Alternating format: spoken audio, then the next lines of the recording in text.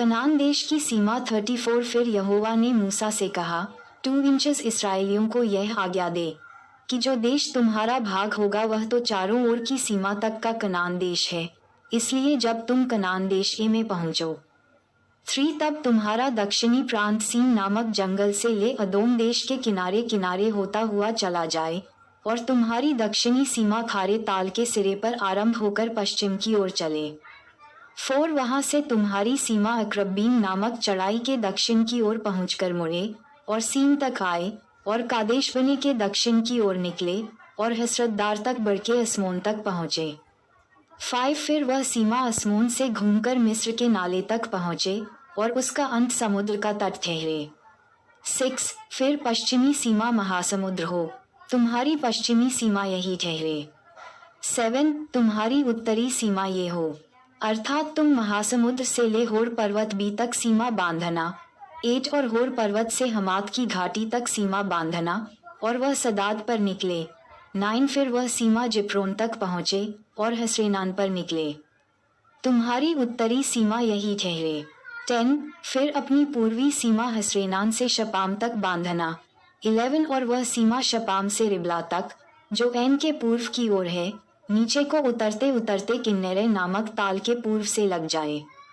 12 और वह सीमा यर्दन तक उतरकर खारे ताल के तट पर निकले, तुम्हारे देश की चारों सीमाएं ये ही ठहरे।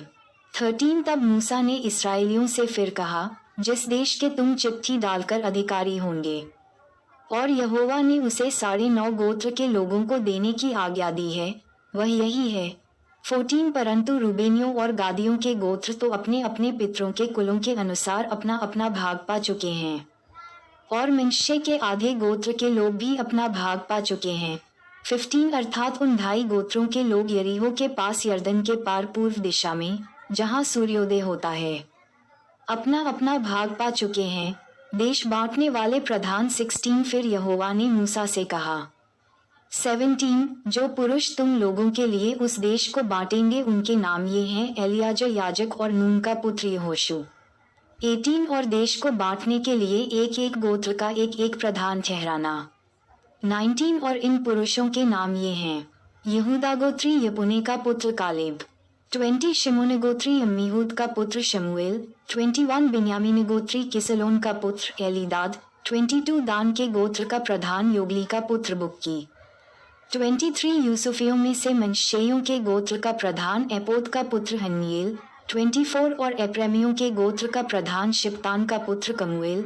25 जबूलूनियों के गोत्र का प्रधान परनाक का पुत्र एलीसापान। 26 इस्साकारियों के गोत्र का प्रधान इज्जान का पुत्र पलतीएल। 27 आश्रियों के गोत्र का प्रधान शलोमी का पुत्र यहूद। 28 और नप्तालियों के गोत्र का प्रधान अम्मीहूद का पुत्र पधेल। 29 जिन पुरुषों को यहोवा ने कनान देश को इसराइलियों के लिए बांटने की आज्ञा दी वे यही हैं। लेवियों के नगर 35 फिर यहोवा ने मोआब के अराबा में यरीहो के पास की यर्दन नदी के तट पर मूसा से कहा, 2 इंचेस इसराइलियों को आज्ञा दे कि तुम अपने अपने निज भाग की भूमि में से लेवियों को रहने के लिए नगर देना और नगरों के चारों ओर की चराइयां भी उनको देना। 3 नगर तो उनके रहने के लिए और चराइयां उनके गाय बैल और भेड़ बकरी आदि उनके सब पशुओं के लिए होंगी। 4 और नगरों की चराइयां जिन्हें तुम लेवियों को दोगे वह एक एक नगर की शहरपनाह से बाहर चारों ओर 1,000 हाथ तक की हों। 5 और नगर के बाहर पूर्व, दक्षिण, पश्चिम और उत्तर की ओर 2,000 हाथ इस रीति से नापना कि नगर बीचों बीच हो। लेवियों के एक एक नगर की चराई इतनी ही भूमि की हो। 6 और जो नगर तुम लेवियों को दोगे उनमें से 6 शरण नगर हों जिन्हें तुमको खूनी के भागने के लिए ठहराना होगा और उनसे अधिक 42 नगर और भी देना। 7 जितने नगर तुम लेवियों को दोगे वे सब 48 हों और उनके साथ चराइयां देना। 8 और जो नगर तुम इसराइलियों की निज भूमि में से दो वे जिनके बहुत नगर हों उनसे बहुत और जिनके थोड़े नगर हों उनसे थोड़े लेकर देना। सब अपने अपने नगरों में से लेवियों को अपने ही अपने भाग के अनुसार दें।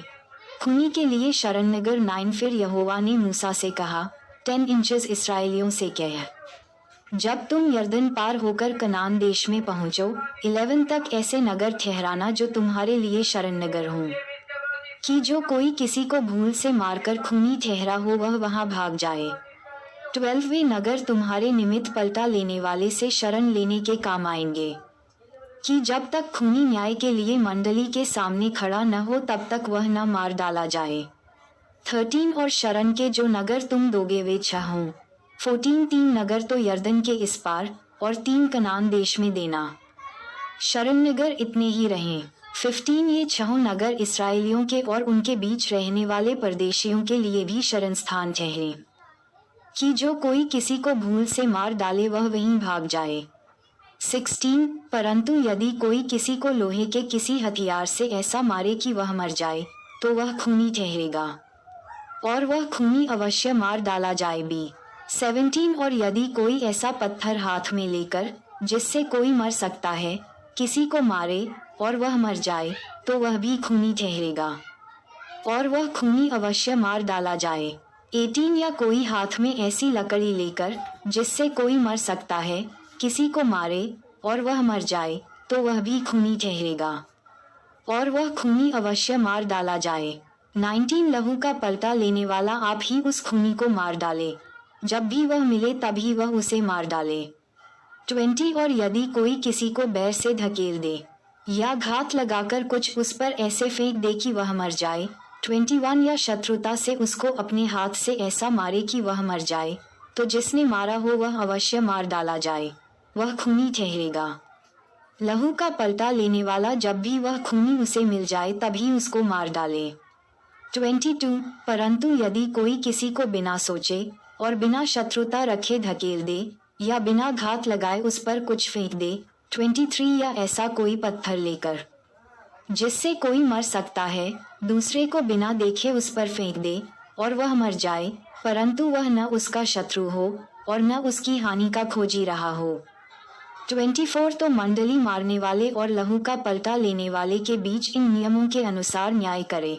गिन 35:12 यहो 20:6 25 और मंडली उस खूनी को लहू के पलटा लेने वाले के हाथ से बचाकर उस शरण नगर में जहां वह पहले भाग गया हो लौटा दे और जब तक पवित्र तेल से अभिषेक किया हुआ महायाजक न मर जाए तब तक वह वहीं रहे।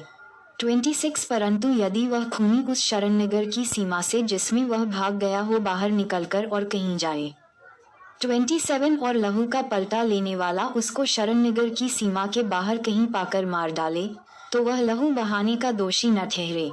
28 क्योंकि खूनी को महायाजक की मृत्यु तक शरण नगर में रहना चाहिए और महायाजक के मरने के पश्चात वह अपनी निज भूमि को लौट सकेगा।